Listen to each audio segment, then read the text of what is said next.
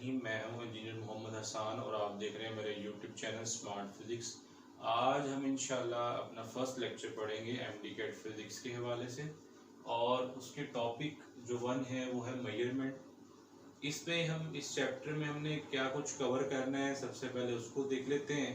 देखें, physical quantities को cover करेंगे, सिस्टम इंटरनेशनल को डिस्कस करना है, प्रीफिक्सेस, एरर्स एंड अनसर्टेनिटीज और लास्ट में है असेसमेंट ऑफ अनसर्टेनिटीज।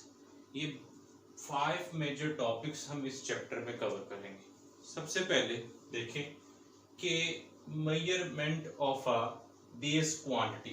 देखें, 2 चीज़ें यहाँ पे होनी है, चॉइस ऑफ स्टैंडर्ड और establishment of procedure. Base quantity को मेजर करने के लिए किन 2 चीज़ों का होना ज़रूरी है, वो पहला है स्टैंडर्ड, चॉइस ऑफ स्टैंडर्ड का होना, और दूसरा क्या है कि प्रोसीजर को स्टैब्लिश करना। स्टैंडर्ड क्या है? स्टैंडर्ड में फर्दर 2 चीज़ें हैं कि स्टैंडर्ड जो आपने यूज़ करना है, स्टैंडर्ड जो आपने यूज़ करना है फिजिकल क्वांटिटीज़ की मेजरमेंट के लिए, वो क्या होना चाहिए? आइडियल होना चाहिए। और आइडियल स्टैंडर्ड क्या होता है? उसमें 2 कंडीशंस अगर फुलफिल होंगी तो उसको हम क्या कहेंगे? Ideal standard. एक्सेसिबल हो और दूसरा क्या है? इनवेरिएबल। एक्सेसिबल मतलब क्या है? इजीली एक्सेस हो, उसको इजीली ऑपरेट किया जा सकता हो, कॉम्प्लेक्स ना हो, रीचेबल हो, ठीक है, और जो भी एक्सपेरिमेंट करना चाह रहे हैं उसको इजीली अवेल कर सके, ये है एक्सेसिबल। दूसरा क्या है? इनवेरिएबल। वेरिएशन ना हो, इनवेरिएबल होना चाहिए।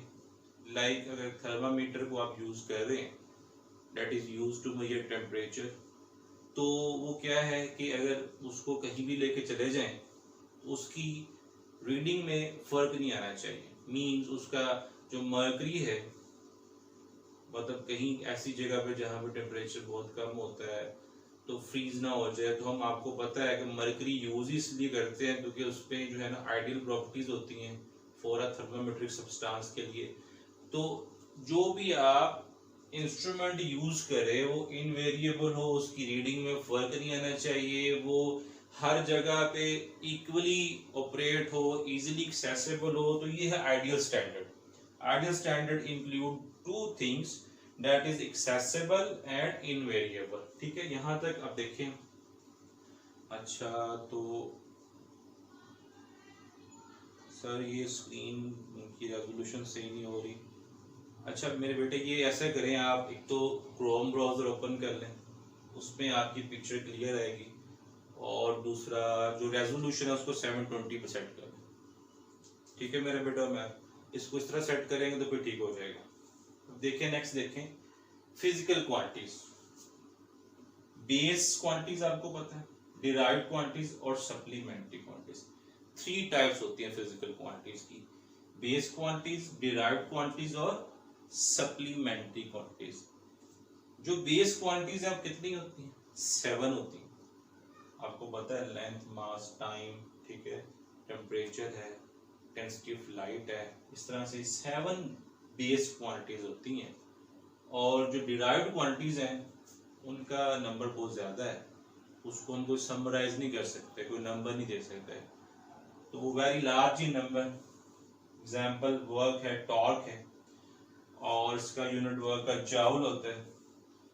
इसको सीजीएस में देखें तो किलोग्राम मीटर स्क्वायर पर second square, newton metre torque का यूनिट होता है, ऐसे ही, और किलोग्राम मीटर स्क्वायर पर सेकंड स्क्वायर दोनों के सीजीएस सेम है, यानी सेंटीमीटर ग्राम सेकंड। ये हम आगे पढ़ेंगे, यूनिट्स के स्टैंडर्ड्स जो है वो सीजीएस होता है, एमकेएस होता है, ऐसे ही होता है, ठीक है, वो डिस्कस करेंगे नेक्स्ट। अब ये किस तरह से है, सीजीएस में कन्वर्जन भी देख लें आप लोग। F is equal to M A है, किलोग्राम मीटर पर सेकंड स्क्वायर, मास का किलोग्राम, एक्सेलरेशन का मीटर पर सेकंड स्क्वायर, वर्क क्या होता है? W is equal to F T, force का यहाँ से किलोग्राम मीटर पर सेकंड स्क्वायर हो गया, और जो डिस्टेंस है वो मीटर में मेजर करते हैं। आपको पता है सेम बेस की जो पावर्स होती हैं वो ऐड होती हैं, ये m स्क्वायर हो गया और s -2 हो गया, ठीक है। टॉर्क को क्या होता है, force into movement arm, Newton force को हो गया और r किसका हो गया, मूवमेंट आर्म किसका हो गया। सॉलिड एंगल का यूनिट क्या होता है, वो स्टेरेडियन होता है, और प्लेन एंगल का क्या होता है, रेडियन होता है। सबसे पहले हम प्लेन एंगल को डिस्कस करते हैं। यहां पर देखिए डायग्राम हमारे पास है, सर्कल के ऊपर 2 पॉइंट्स हैं ए और बी, और ए पे जो हमारे पास एंगल फॉर्म हो रहा है सेंटर पे वो थीटा है। बी जब अगर बॉडी ए से बी पे आ रहा है यानी आर्क लेंथ कितनी है, एस है, तो एंगल कौन सा फॉर्म हो रहा है, थीटा एंगल फॉर्म हो रहा है। यहाँ पे देखें एक रिलेशन है, arc length is directly proportional to theta. जितनी ज्यादा बड़ी आर्क लेंथ होगी आप देखें एंगल का साइज उतना ज्यादा बढ़ जाएगा। प्रोपोर्शनलिटी साइन खत्म करें तो कांस्टेंट इंट्रोड्यूस होता है, और यहाँ पे कांस्टेंट क्या है, radius, F is equal to R theta. अभी हम आज इंशाल्लाह इस टॉपिक को डिस्कस करते हैं, और नेक्स्ट लेक्चर जो हमारा होगा वो हम इससे रिलेटेड एमसीक्यूज डिस्कस करेंगे सारे, ठीक है। तो होल्ड ऑन, परेशानी की बात नहीं है, सारे जो पॉसिबल एमसीक्यूज हैं इंशाल्लाह हम जो रिपीटेड हैं वो डिस्कस करेंगे सारे, ठीक है। अभी आप कॉन्सेप्ट को समझें, ये देखें, if arc length is equal to 1 radius, अगर आर्क लेंथ रेडियस के इक्वल हो जाए, आर्क लेंथ रेडियस के इक्वल, फॉर्मूला आपके पास क्या है, theta is equal to S over R. यहां से एस को आर की, एस की जगह पे क्या पुट करना है, आर से कैंसिल, यानी theta is equal to 1 radian आ जाएगा। और इससे रिलेटेड जो एक एमसीक्यू आता है, for complete rotation, arc length जब कंप्लीट रोटेशन यानी कंप्लीट रोटेशन हो जाए, एक पूरा सर्कल रोटेट हो जाए, तो एस इज इक्वल टू क्या आता है, 2 पाई आर होगा। आर्क लेंथ किसके इक्वल होती है, 2 पाई आर के। वैल्यू पुट करेंगे इसकी जगह पे, आर से cancel, 2 pi radian. For complete rotation the value of plane angle is 2 pi radian हो गया, ठीक है। अब हम डिस्कस कर लेते हैं सॉलिड एंगल को, जो सप्लीमेंट्री है। यहां पे देखें 3 डायमेंशनल लेते हैं, कोई भी शेप है, ये है 2 रेडियस है आर, ये छोटा सा एरिया हमने सर्कल में लिया हुआ है 3 डायमेंशन में। इसका रिलेशन क्या है, A is directly proportional to R square, और प्रोपोर्शनलिटी साइन खत्म करें तो A is equal to R square theta आ जाएगा। अगर जैसे यहाँ पे हमने बुक किया था, if arc length is equal to radius, अगर एरिया उसके रेडियस के स्क्वायर के इक्वल हो जाए तो वैल्यू पुट करेंगे तो क्या आ जाएगा, यानी theta is equal to 1 steradian. ये भी चीज जो एमसीक्यूज में पूछी जाती है, इसलिए हम सॉल्व कर रहे हैं इसको। और यहाँ पर ये, ठीक है। फिर देखें क्या क्वेश्चन, जैसे कंप्लीट रोटेशन निकाली थी प्लेन एंगल की, इसी तरह कंप्लीट रोटेशन निकालते हैं किसकी, सॉलिड एंगल की। Theta is equal to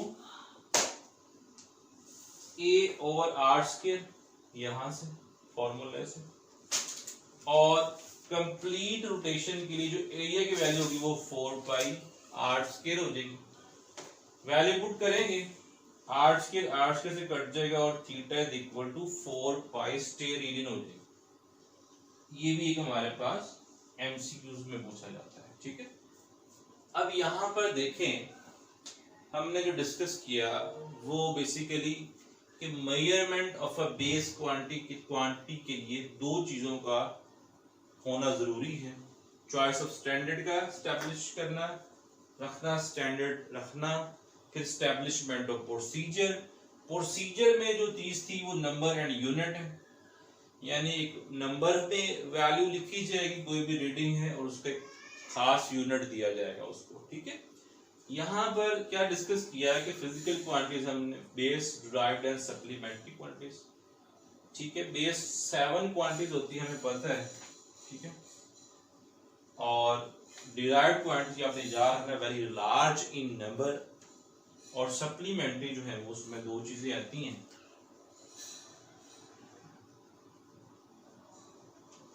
supplementary quantity solid angle और प्लेन एंगल, वो 2 होती हैं, ठीक है।